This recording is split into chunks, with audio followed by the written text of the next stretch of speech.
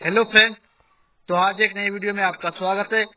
तो आज के इस वीडियो में हम सार्वजनिक प्रशासन और निजी प्रशासन के बीच संबंध या अंतर के बारे में जानने का प्रयास करेंगे, जो कि इस वीडियो के लास्ट तक बने रहने पर आपको बहुत सी जानकारियां मिल सकती है।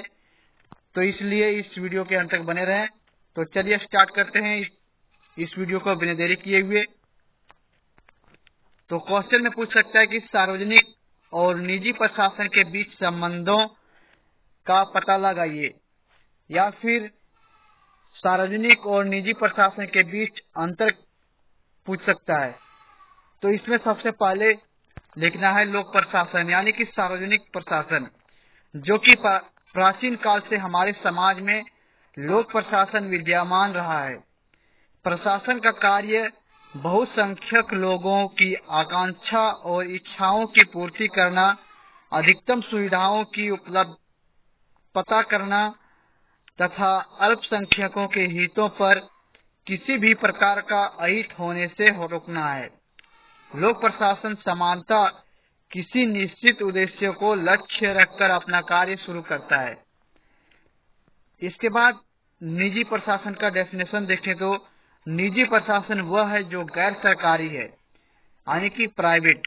तो निजी प्रशासन सीमित उद्देश्य को ध्यान में रखते हुए किसी विशेष प्रयोजन से लाभ प्राप्त करने के लिए किया गया प्रयास है। इनके द्वारा सीमित होता है, जो भी कार्य करते हैं निजी प्रशासन में, तो उसका कार्य सीमित होता है। इस प्रकार हम लोग देखते हैं कि लोक प्रशासन तथा निजी प्रशासन के कार्यों किसी निश्चित उद्देश्य या लक्ष्य की प्राप्ति के लिए लगातार प्रयास करना है, परंतु इनके आदर्श एवं मूल्य अलग अलग हैं। अतः हम कह सकते हैं कि इनमें समानताएं और असमानताएं का मिला जुला रूप दिखाई पड़ता है। इसके बाद आता है लोक प्रशासन की विशेषताएं। तो इसके अंतर्गत लोक प्रशासन सरकारी क्रियाकलापों का ही एक हिस्सा है, जो कि शासकीय नीति को क्रियान्वित करने के लिए लोक प्रशासन विभिन्न गतिविधियों द्वारा और उद्देश्य एवं कार्यक्रमों का सहारा लेता है, जिसमें से प्रमुख विशेषताएं निम्नलिखित है। जो कि लोक प्रशासन की प्रमुख विशेषताएं निम्नलिखित है, यानी कि नीचे दिया हुआ है पॉइंट वाइज।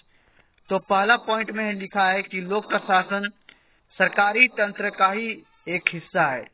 दूसरा पॉइंट में है कि लोक प्रशासन विशेष परिस्थितियों एवं विशेष रूप से कानून की क्रिया से जुड़ा हुआ है और सरकार के तीनों शाखाओं एवं उसकी पारंपरिक या पारस्परिक संबंधों का अध्ययन करता है। इसके बाद नेक्स्ट पॉइंट में लिखना है कि लोक प्रशासन संवैधानिक और वैधानिक कानूनों के अंतर्गत कार्य करते हैं।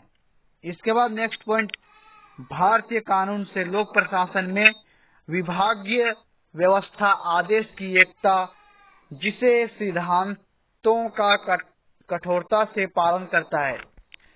इसके बाद आता है नेक्स्ट पॉइंट में लिखना है तो लोक प्रशासन में वित्तीय मामलों का संसदीय नियंत्रण होता है। इसके बाद नेक्स्ट पॉइंट में लिखना है कि नीति निर्माण में महती भूमिका के कारण राजनीतिक प्रक्रिया का एक महत्वपूर्ण अंग है, जो कि लोक प्रशासन का अंतिम उद्देश्य जनता का सर्वत्र कल्याण है। इसके बाद नेक्स्ट पॉइंट में लिखना है कि लोक प्रशासन पर राजनीतिक नेतृत्व का प्रत्यक्ष एवं स्पष्ट नियंत्रण होता है, जो कि बदलते समय में सेवा भावना मूल तंत्र की सिद्धि हेतु लोक प्रशासन निजी समुदाय एवं वर्गों से घनिष्ठ रूप से जुड़ा हुआ है। इसके बाद लास्ट पॉइंट में लिखना है कि समय अनुकूल लोक प्रशासन मानवीय विचारधारा से अत्यधिक प्रभावित हुआ, जो कि लोक प्रशासन वैश्वीकरण, उदारीकरण, निजीकरण के दौर में मानवीय विचारधारा के साथ साथ कार्य कुशलता एवं दक्षता पर ध्यान दे रहा है। इसके बाद आता है निजी प्रशासन की विशेषताएं। जो कि पहला पॉइंट में लिखना है कि निजी प्रशासन वह है जो कि व्यक्ति के समूह के द्वारा नियंत्रण, निर्देशित एवं संचालित प्रशासन है। इसके बाद नेक्स्ट पॉइंट में लिखना है कि इसका मुख्य उद्देश्य लाभ अर्जित कारण है, जो कि लाभ कमाने के लिए किया जाता है। इसमें निजी प्रशासन का प्रमुख एवं अंतिम उद्देश्य लाभ अर्जित करना है। इसके बाद नेक्स्ट पॉइंट में लिखना है कि निजी प्रशासन छोटे एवं सरल प्रकृति के संगठनों द्वारा संचालित होता है। इसके बाद नेक्स्ट पॉइंट में लिखना है कि निजी प्रशासन वैधानिक संवैधानिक कानून के बजाय निजी नियमों से अधिक प्रभावित होता है। इसके बाद नेक्स्ट पॉइंट में लिखना है कि निजी प्रशासन में कार्य कुशलता, मित्रवता, लोचशीलता एवं समय अनुरूप परिवर्तन की क्षमता अधिक होती है। इसके बाद नेक्स्ट पॉइंट में लिखना है कि इसका स्वरूप राजनीति होती है। इसके बाद नेक्स्ट पॉइंट है कि यह उपभोक्ता के प्रति अधिक उत्तरदायी होता है। इसके बाद नेक्स्ट पॉइंट में लिखना है कि इस प्रकार के प्रशासन में गोपनीयता अधिक पाई जाती है। इसके बाद है उपभोक्ताओं की रुचि एवं अपेक्षाओं के अनुरूप अपने उत्पादों गतिविधियों में परिवर्तित की प्रमुख विशेषताएं हैं। इस संगठन का अस्तित्व अस्थायी ना होकर अस्थायी होता है। इसके बाद नेक्स्ट पॉइंट में लिखना है कि निजी प्रशासन में अधिक प्रतिस्पर्धा पाई जाती है। इसके बाद नेक्स्ट पॉइंट में लिखना है कि जनसंपर्क के साधनों एवं फीडबैक का प्रयोग अधिक किया जाता है। इसके बाद आता है लोक प्रशासन एवं निजी प्रशासन में अंतर संबंध। तो इसके अंतर्गत इसके बारे में नीचे लिखना है कि लोक प्रशासन एवं निजी प्रशासन के पारंपरिक संबंधों के बारे में विभिन्न विद्वानों ने मतभेद नहीं है। इस संबंध में दो दृष्टिकोण प्रचलित है, जो कि पहला वह जो किसी प्रकार का भेद नहीं मानता है, और दूसरा वर्ग है जो कि लोक प्रशासन एवं निजी प्रशासन को मानता है। इस प्रकार हम लोग देखेंगे कि लोक प्रशासन एवं निजी प्रशासन के बीच समानताएं एवं दिशा क्या क्या है। तो इसके पहले लोक प्रशासन और निजी प्रशासन का समानताएं देखते हैं। तो लोक प्रशासन और निजी प्रशासन की समानता है, इसमें लिखना है कि इसे बात करने वाले प्रमुख विद्वानों में Henri Fayol, Mary Parker, Follett, L D. White आदि है। इनका मानना है कि लोक प्रशासन एवं निजी प्रशासन में अंतर ढूंढने से अच्छा है कि इनकी समानताओं और आदर्शों की बात की जाए, क्योंकि प्रशासन तो प्रशासन ही होता है, चाहे वह निजी हो या सार्वजनिक। कई ऐसे मामले हैं जिसमें यह पता लगाना मुश्किल हो जाता है कि कौन सा प्रशासन लोक प्रशासन है या कौन सा प्रशासन निजी प्रशासन है, क्योंकि दोनों ही आम आदमी से ही जुड़े हुए होते हैं तथा इनके हितों का ध्यान रखना उनका लक्ष्य होता है। इसके बाद दूसरा पॉइंट में लिखना है कि उद्देश्य। तो इसके अंतर्गत दिया हुआ है कि हेतु संगठित लोक प्रशासन एवं निजी प्रशासन का संगठन ही इस आधार पर किया जाता है कि वे किसी उद्देश्य की प्राप्ति के लिए अग्रसर हो, जैसे सर्व शिक्षा अभियान के लिए सर्व शिक्षा के विभिन्न पद सौंपनों एवं पदों का सृजन किया गया तथा उनके अनुरूप नियुक्ति की गई, जैसे पारा टीचर, संकुल संसाधन सेवी, प्रखंड संसाधन सेवी, जिला संसाधन से जिला डाइट केंद्र।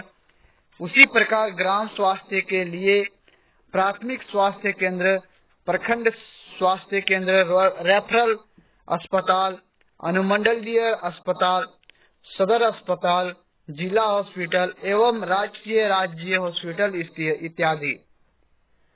इसके बाद तीसरा पॉइंट में है कि प्रशासन की समान तकनीकी।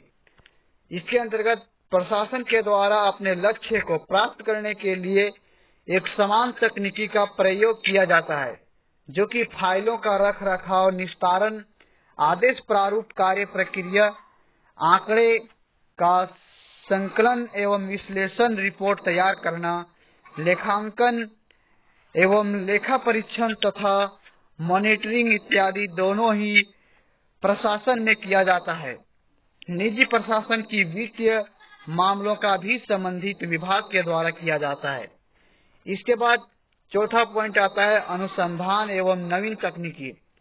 तो इसमें प्रशासन के बढ़ते दायरे एवं जरूरतों के अनुसार प्रशासन को हमेशा अपडेट रहने के लिए आवश्यकता होती है। वर्तमान सूचना प्रौद्योगिकी एवं टेक्नोलॉजी के दौर में रोज नए नए आविष्कार हो रहे हैं तथा सरकार भी नवाचारी रूप से लोगों में तकनीकी उपलब्ध कराने के लिए प्रतिबद्ध है, क्योंकि कार्य कुशलता, कार्य क्षमता, उच्च निष्पादन दर के लिए अत्यधिक सचेत हो की आवश्यकता है। अतः दोनों ही संस्थानों के द्वारा अनुसंधान एवं नवीन तकनीकी का प्रयोग पर जोर दिया जाता है। इसके बाद पांचवा पॉइंट आता है कि अधिकारियों के दायित्व। तो लोक प्रशासन तथा निजी अधिकारी तंत्र का समूह होता है, जिसमें विभिन्न स्तर पर किसी टीम या एक व्यक्ति के ऊपर कुछ जिम्मेदारियां एवं अधिकार प्रदान किए जाते हैं। विशेष प्रकार के काम के लिए विशेष प्रकार के पद का सृजन किया जाता है। इस प्रकार से लोक प्रशासन एवं निजी प्रशासन में अधिकारियों के पद बनाए जाते हैं, बताए गए अपने काम को संपन्न करते हैं। हम देखते हैं कि अधिकारियों के दायित्व निर्वहन क्षमता को ही प्रशासन का आधार बिंदु माना जाता है। इसके बाद आता है नेक्स्ट पॉइंट जनसंपर्क। तो इसमें लोक प्रशासन और निजी प्रशासन जनसंपर्क यानी जनता से प्राप्त फीडबैक का मूल्यांकन, विश्लेषण तथा उसका क्रियाकलाप में परिवर्तन समय की मांग है।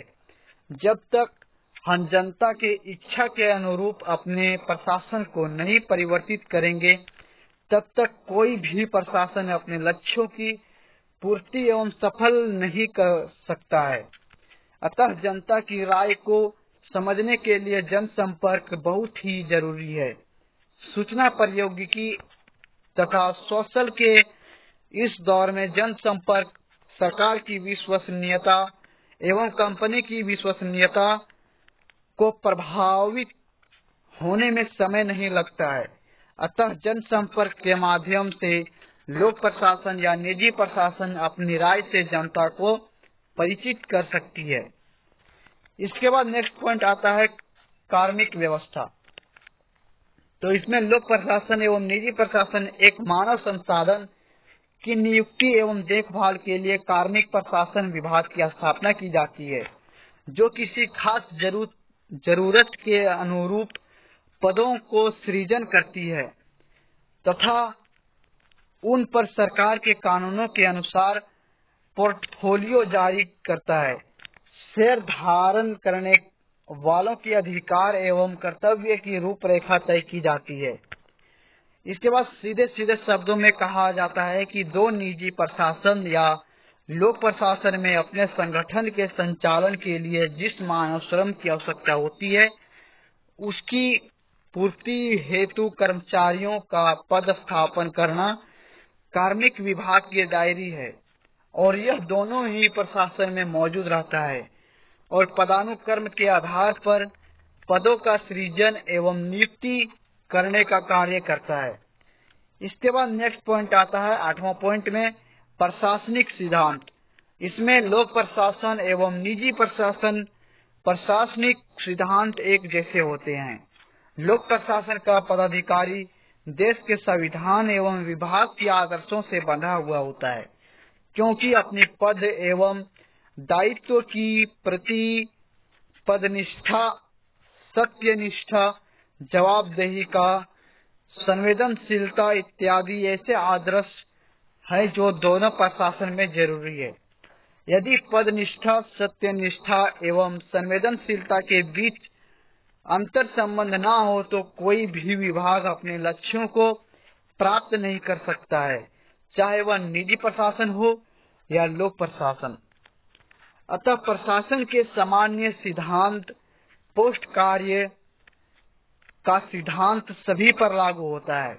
अतः वर्तमान समय में जब लोक प्रशासन एवं निजी प्रशासन का दायरा दिन प्रतिदिन विस्तृत होता जा रहा है, तो उनके सिद्धांत एवं क्रियाकलापों में यह समानता दिखाई पड़ रही है। तो इस प्रकार से लोक प्रशासन यानी कि सार्वजनिक प्रशासन और निजी प्रशासन के बीच अंतर था, जो कि इस वीडियो में हम बताने का प्रयास किए हैं, और उम्मीद है कि आप लोगों को भी अच्छी से समझ में आ चुके होंगे। तो इसलिए, और अगर पसंद आया होगा तो इस वीडियो को लाइक करें, और ये कैसा लगा ये वीडियो ये कमेंट करके जरूर बताएं। और जो भी नए होंगे इस चैनल में, वो इस चैनल को सब्सक्राइब करके बेल आइकन जरूर दबा दें, ताकि ऐसे आने वाले वीडियो आपको तुरंत से तुरंत मिल सके। तो चलिए फिर से मिलते हैं नेक्स्ट वीडियो में, तब तक के लिए बाय, जय हिंद, वंदे मातरम।